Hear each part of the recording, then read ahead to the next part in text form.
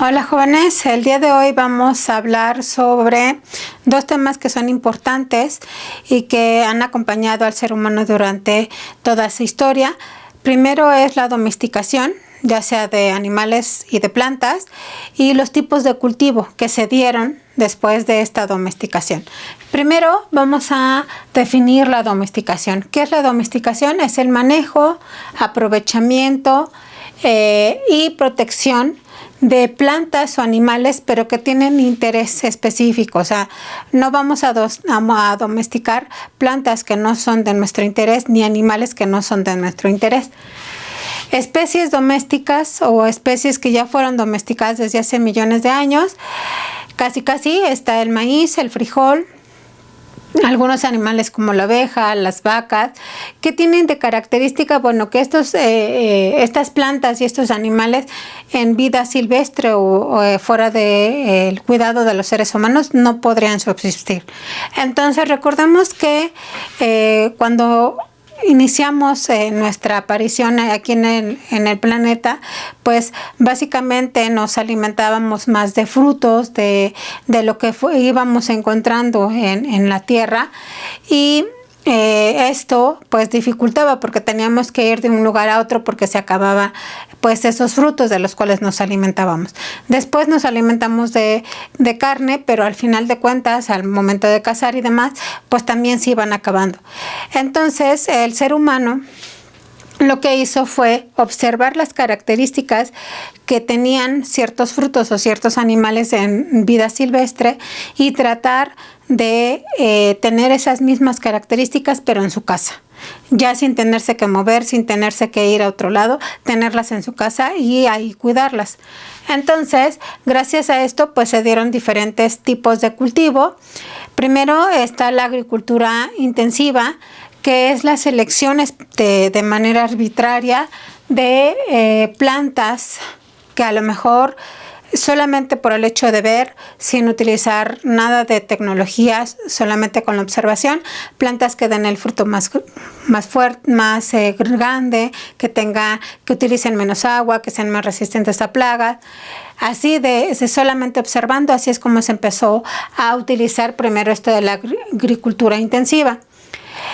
Pero, ¿qué pasa cuando solamente en un suelo estamos cultivando un tipo de cultivo, valga la redundancia? O sea, por ejemplo, siempre cultivamos maíz, siempre cultivamos frijol, siempre cultivamos naranja, siempre cultivamos aguacate. Entonces, esto hace que los suelos se vayan haciendo más pobres. ¿Por qué?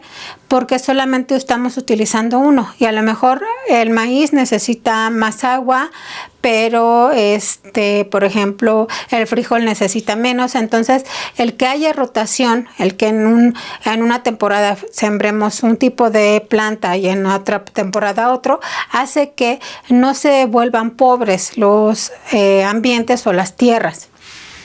¿Y quiénes son los que nos ayudan a saber esto? Bueno, la agroforestería.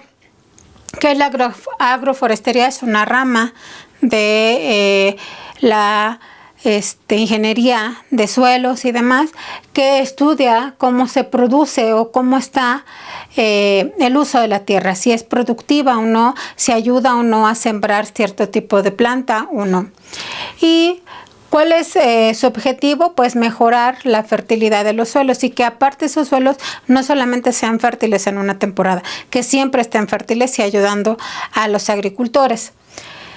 Gracias a incentivos de las ciudades de poder tener sus propios alimentos, empezaron a generarse los huertos familiares, que son huertos que están en una casa, regularmente en el patio, y que utilizan, esto es muy importante porque van a utilizar abonos biodegradables, abono que ellos mismos producen o que ellos mismos hacen y que no son químicos. Entonces eso es muy importante.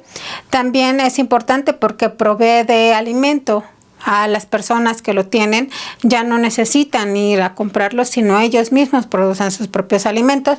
Esto de los huertos familiares ha tomado gran importancia ahora también en las grandes ciudades, que no importa el tamaño de la casa donde estés, que puedas tener a lo mejor no un huerto muy grande, muy amplio, pero tal vez sí puedas tener un huerto donde utilices, por ejemplo, las cáscaras de la verdura o de la fruta que vas a desechar en tu cocina, las utilices para hacer tu huerto y ahí puedas producir tal vez el cilantro o el perejil, un jitomate, que son plantas que no ocupan mucho espacio y que pueden estarse produciendo en casa mientras se le tenga el cuidado adecuado. Entonces son propuestas para lugares pequeños y que ayudan a fomentar el hecho de poder producir nuestro propio alimento.